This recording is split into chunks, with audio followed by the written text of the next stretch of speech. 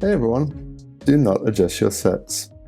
This is Tallcat here with a guest solve on BremSter's channel of a puzzle, Liberation, by BremSter together with FullDeck and missing a few cards. They reached out to me a few days ago asking if I would be willing to record a guest solve video of this puzzle for BremSter's channel, and here I am. So let's dive right into it. This is a normal 9x9 Sudoku. So that means the digits 1 to 9 have to go in every row, in every column, and in every 3x3 box. There are also a number of cages in the grid. Standard rules for these: the digits in cages cannot repeat, although you can see in this case that they wouldn't be able to repeat anyway because all of the cages are contained within either the same row, the same column, or the same box. And if the number is given in the top left corner, so we can see a 6, for example, up here, we can see a 12, for example, down here, then the digits in that cage must sum to that total. But there are also a number of cages where the total is not given. Now, this last rule is a new one to me, and so I'm going to go over it very carefully and explain what I think it means, and I hope that I'm correct in what I think it means, otherwise I'm going to get the puzzle wrong. But this is a rule called caged n mates. And what that says is a digit n in a cell with an arrow, so let's say pick this cell, when added to the digit n cells away in the direction of the arrow, comes to the same total as the digits in the cage that contains the arrow. So if I understand that correctly, if this digit, for example, were a 4, that would mean that 4 cells away in the direction of the arrow, so this way, 1, 2, 3, 4, then 4 plus this digit would sum to the same total as this cage, and this cage is actually a 9, so that means that digit would be a 5, and the 4 plus the 5 sum to 9. That is how I'm interpreting that rule. As I say, I hope I'm correct in that interpretation, otherwise this video probably will never see the light of day, and I'll actually have to go and check with BremSter, FullDeck, and missing to see what on earth they're talking about. But with that being said, let's have a go at this puzzle. So right away, I think the obvious thing is in box 1 here, a 6 cage in 3 digits. 3 unique digits has to be 1, 2, and 3. And this is clearly, I think, the place to start because all of these cells have arrows in. Now, okay, so one of these has to be a 3, and that means it's going to have to sum to 6. Now, I don't think this can be a 3, and I don't think this can be a 3, and the reason is if this were a 3, for example, then 3 cells away, so here, that would also have to be a 3, and you have 2 3s in the column, or you have 2 3s in the row, which isn't going to work. So I think clearly right away we can say that this is a 3, which means 1, 2, 3. That also has to be a 3. 3's in the corner, but I'm sorry, I'm not going to sing. This also means that this cell, which is 1 away from one of these, must be a 5, because 1 plus 5 equals 6, although we don't know which one it is, but they both point at this cell. And that also means that one of these cells has to be 4, I think. But again, we don't know which one is a 4 because this could be a 2 pointing to 4 here. 2 plus 4 is equal to 6, or this could be the 2 pointing to the 4 here. So right off the bat, we have that. That's a good start. Now, what does that do for us? So the main thing that 3 did, well, it does come down to here. So a 12 cage can be 3, 9, 4, 8, and 5, 7. So this now can't be 3, 9. So that is 4, 5, 7, 8. 1, 2, 3, 4, 7, 8. Which annoyingly we can't whittle down any further because there is actually 8 cells there. I don't think that's where we're supposed to look. I'm wondering if this cage is where we're supposed to look, because this 3 is clearly impacting here, and this arrow has only got a limited number of options. So off the bat, this could be 1, 2, 3, or 4. It now can't be 3 because the 3 in the box. It also can't be 1, obviously, because if this were 1, that would mean that this 1 plus this digit comes to the sum of this cage, which is just nonsense, because the digit would be in the cage. So this is either 2 or 4. So one of these or one of these. Now, if it's, whoops, if it's 4, that would be interesting because it would be in the same cages.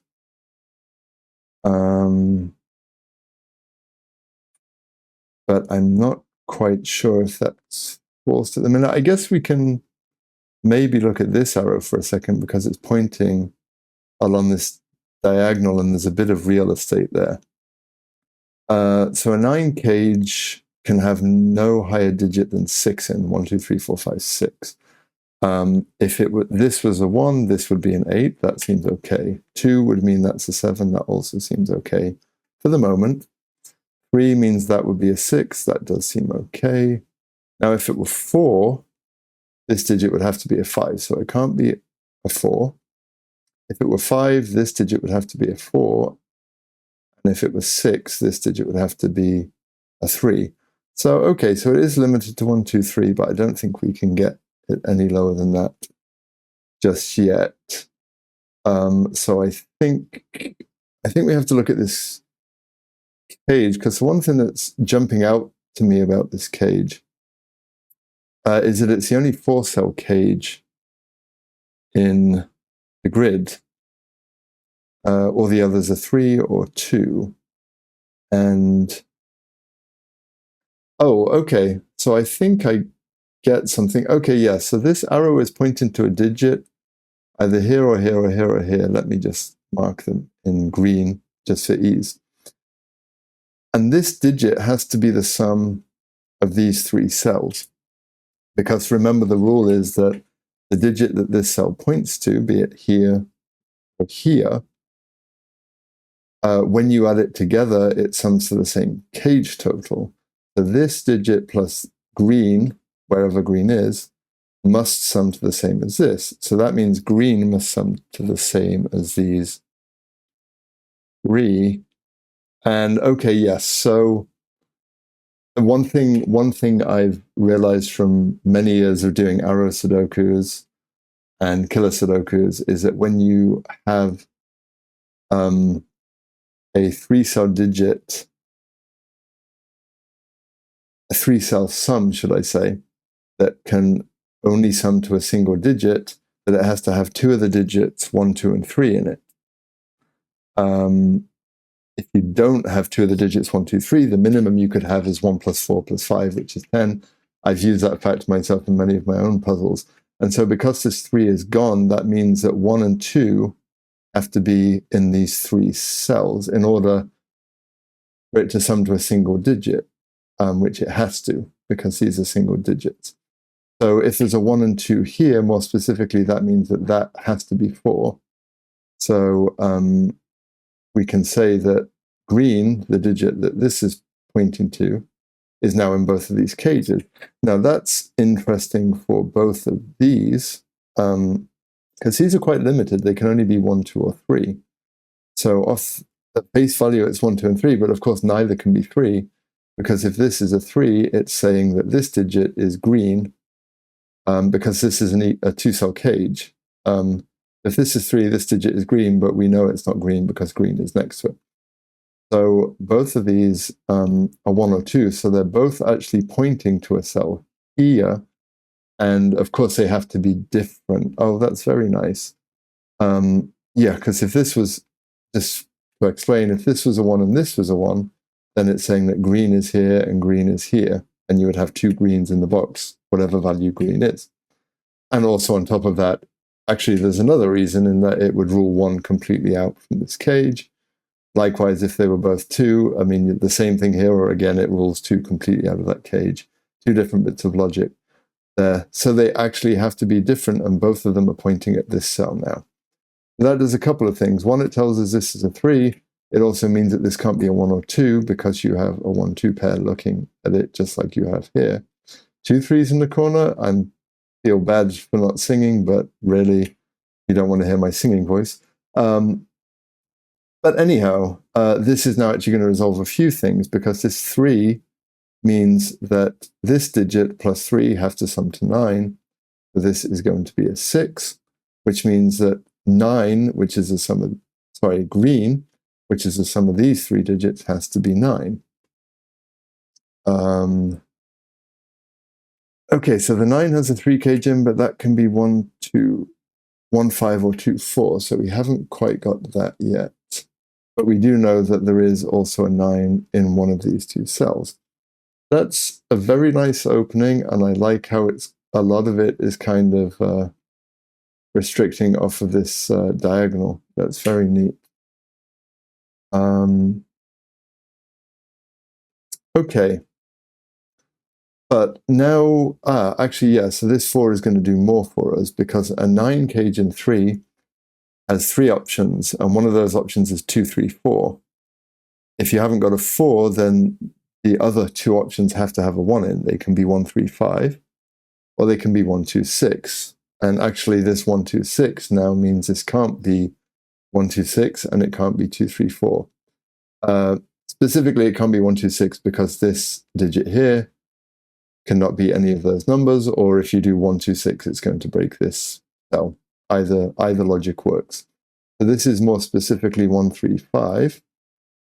This can't be 1 or 3 because it's got a 1 2 in the box. So this is actually a 5, and this is a 1 3 pair. So this is a 2. This is a 1. That's going to resolve the 1 and 2 here, which is actually going to help us resolve the 9. This 2 is pointing at 9. This 1 is pointing at 9. Good.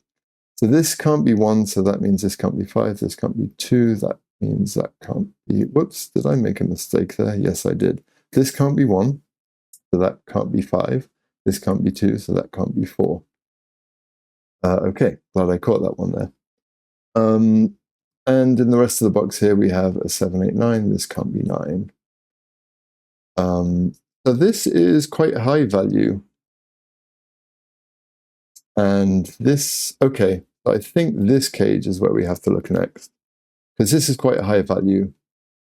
And this digit here is pointing at a digit down here. It's either 1, 2, 3, or 4, so we can actually limit it to 2 or 3. So it's pointing at a digit here that, again, it's a single digit sum. So this plus this has to sum to no more than 9. So now, because this cage can't have a 1 in this, obviously can't be an 8, because the only way 8 can be in a 2-digit sum that is a single digit is 8 plus 1, which is equal to 9. So this actually, I think, must be a 7. We get rid of 7 here. I should maybe really have taken the red off, but I forgot to do that before I started, so we'll just live with it. I apologize for that.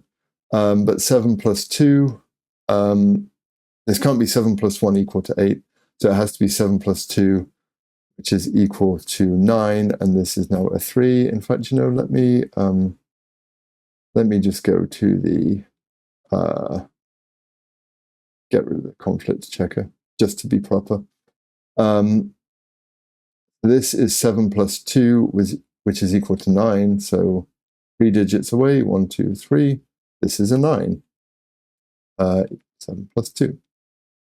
I guess I don't need the coloring on the 9s here anymore. Okay. So where do we look here? Oh, okay. So now I think this cage is going to help us.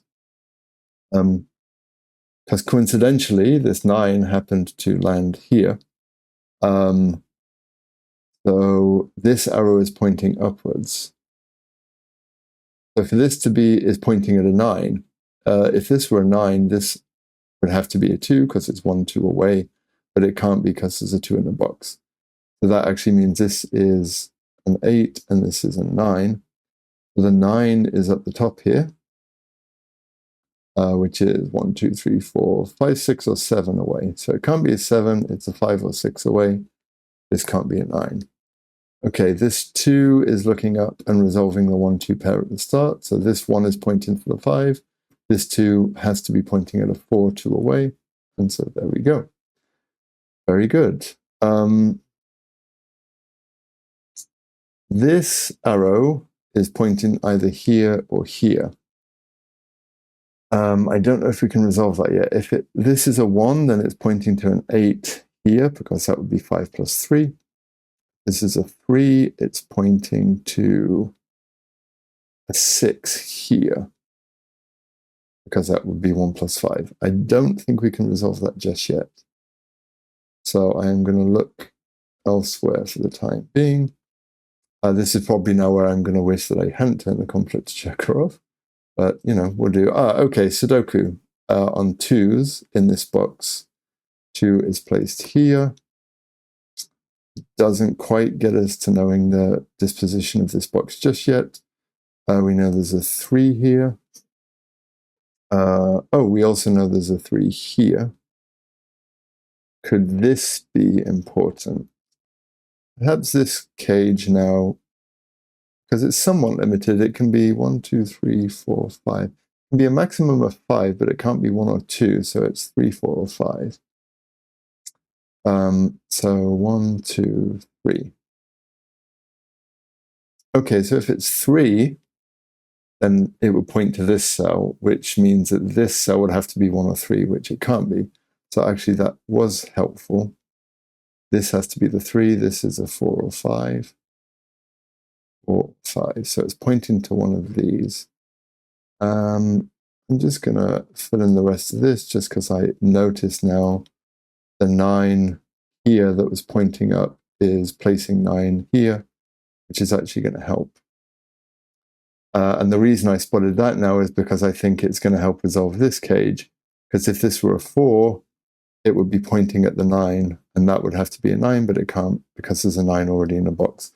So this is a 5 and is pointing at a 6, 7, 8, 6 or 8, because it can't be a 7. So this now can't be a 7. So we know there's a 7 in row 3 in box 1. 1, 2, 3, 5, 6. I think we can do some more Sudoku, because I'm noticing there's a 4, 7, 9 triple, and we have a 4 and 9 here. So this is at least a 7. And that is going to help at the top, because we're going to end up with a 7, 9 pair. This is a 4, 9 pair. And I'm wondering if this 4, 9 and 7, 9 are impacting here, but I'm not quite seeing it just yet. We know from Sudoku these 5s over here are placing a 5 here, which means this leaves a 6, 8 pair in the box. I think we should fill in these triples. That's 2, 4, 7. This is 1, 6, and 8. This can't be a 1. Oh, and there's a 6, 8 pair pointing down, so that is in fact the 1 here. So we have a few pairs coming over here, which makes me think that this cage is going to help with that.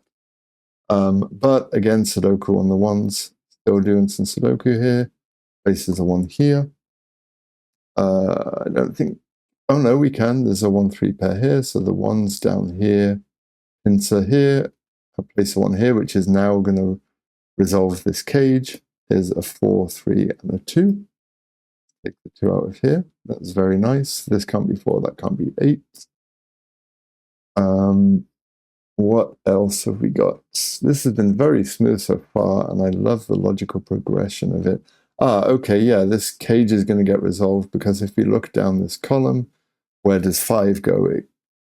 Well, where does 5 go? If we look down this column, there's only 1 digit missing is another way of looking at it.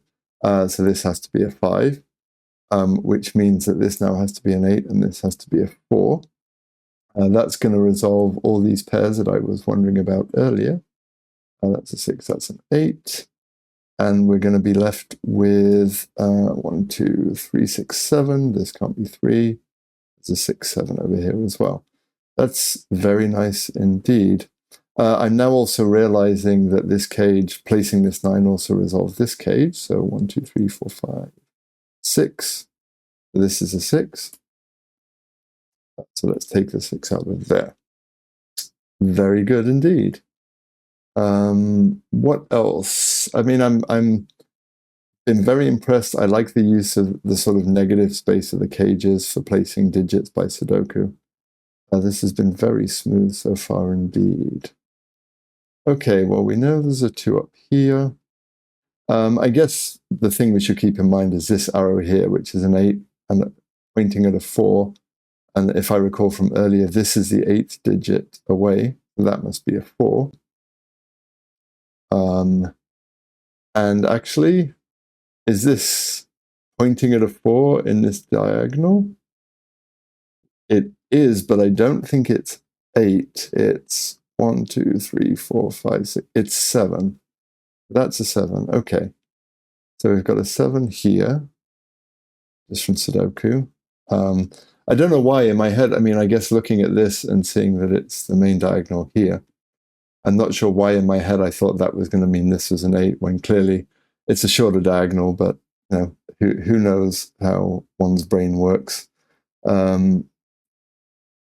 I guess this is a 6-8 just from looking at the column. I don't think pencil marking the rest of this is going to help.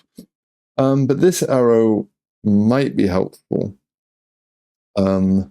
because it has to be pointing at a 2 or 4. Yes. And it specifically has to be pointing at this 2 or 4. So obviously it's not 1 because that's a different 2 or 4. But if we look down this diagonal, then it could be pointing to a 2 here. And I guess it could be pointing to a 4 here because it obviously can't be pointing to a 2. So that's 1, 2, 3, or 4. So it's a 3 or 4 and it can't be a 4. So it must be pointing, whoops, don't want to do that. Must be pointing at a 3. It must be pointing 3 cells away, should I say. 1, 2, 3, which means it's pointing at a 2. So this is a 2 and that's a 4. Oh, and this 3 now resolves that this is a 1 and a 3. That's very good. So if you recall, this is pointing here and must sum to 8. That's a 6 and an 8. And I'm looking and I feel like that's almost all the clues used. The one we haven't now is this one, which is pointing at an 8 over in box 1. That's an 8 and that's a 6. 7 and that's a 6. So looking at it, I think that's all the actual caged clues we've used. And the puzzle hasn't broken yet, so I'm guessing that means I interpreted the rules correctly, so yay me for that.